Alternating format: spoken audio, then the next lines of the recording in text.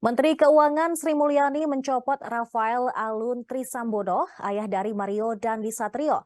Rafael Alun dicopot per 24 Februari 2023 dari jabatannya di Direktorat Jenderal Pajak akibat kasus anaknya yang menganiaya anak pengurus GP Ansor. Keputusan tersebut disampaikan Sri Mulyani saat konferensi pers di Kemenq RI pada hari Jumat 24 Februari. Selain mencopot, Sri Mulyani juga memerintahkan untuk memeriksa harta kekayaan Rafael yang dilaporkan mencapai 56 miliar rupiah.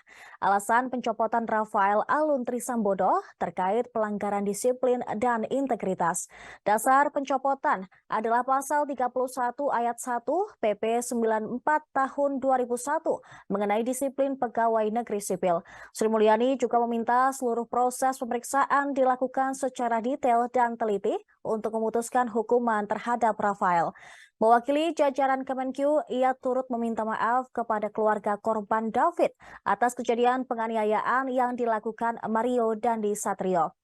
Menteri Keuangan Republik Indonesia ini menilai tindakan anak salah satu anggota staf Ditjen Pajak tersebut sangatlah kecil. Tindakan itu adalah masalah pribadi, tetapi menimbulkan dampak sangat besar terhadap Direktorat Jenderal Kemenq. Sri Mulyani menegaskan jajaran Kemenq yang memunculkan gaya hidup mewah telah memunculkan erosi kepercayaan dari masyarakat terhadap Direktorat Jenderal Pajak Kemenq. Tindakan tersebut tidak dapat dibenarkan. Karena itu, pihaknya akan melakukan langkah-langkah korektif untuk menegakkan integritas dan juga sekaligus menindak mereka yang diduga telah melakukan penyalahgunaan kewenangan, posisi, dan memperkaya diri sendiri. Sebelumnya, orang tua pelaku penganiayaan yang juga pejabat Ditjen Pajak Rafael Alun meminta maaf atas kasus pengeroyokan yang dilakukan anaknya hingga membuat korban mengalami luka berat bahkan koma. Rafael Alun juga menyampaikan akan dengan rela mengikuti proses hukum atas kasus anaknya tersebut.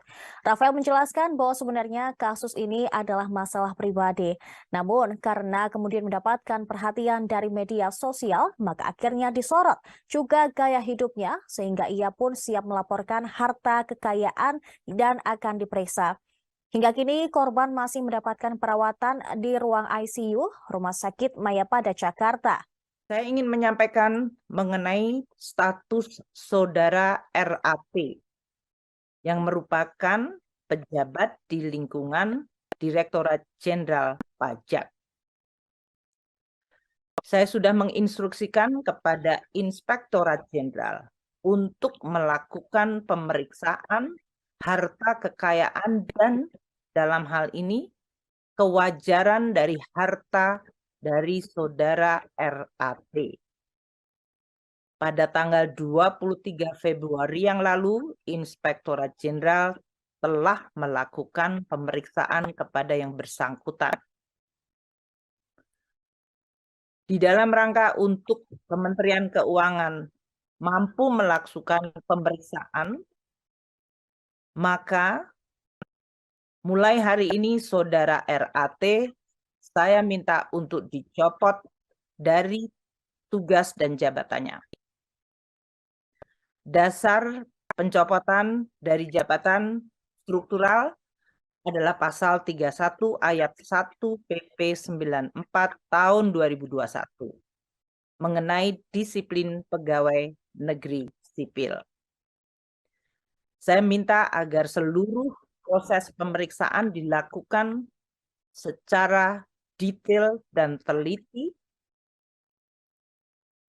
hingga kemudian bisa menetapkan tingkat hukuman disiplin yang kami dapat tetapkan. Saya juga sudah meminta agar pemeriksaan pelanggaran disiplin saudara RAT ditindaklanjuti. Saat ini sudah diterbitkan surat tugas pemeriksaan pelanggaran disiplin untuk saudara RAT, yaitu nomor ST 321 garis miring Inspektorat Jenderal IJ garis miring IJ.1 garis miring 2023. Kami semua di Kementerian Keuangan tetap memiliki komitmen dan kesetiaan yang kuat untuk menjaga kepercayaan masyarakat terhadap Kementerian Keuangan dan khususnya Direktorat Jenderal Pajak maupun seluruh unit-unit eselon 1 di Kementerian Keuangan. Sebagai bendahara negara, kepercayaan masyarakat tidak boleh dikhianati, tidak boleh dikompromikan. Terima kasih sudah nonton. Jangan lupa like, subscribe, dan share ya.